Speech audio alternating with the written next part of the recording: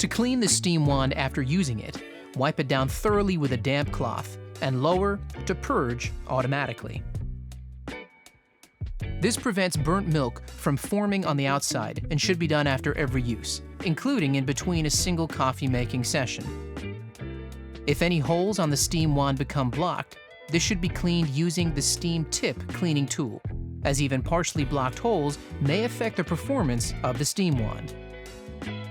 If the steam wand remains blocked, remove the tip, making sure not to unscrew anything but the metal tip itself. Then, add the provided steam wand cleaning powder to an empty jug with 240 milliliters of hot water. Remove the steam tip and place it with the steam wand into the jug to soak for 20 minutes. Then, clean, rinse, and replace the steam tip. Fill the milk jug with fresh water to just beneath the spout mark.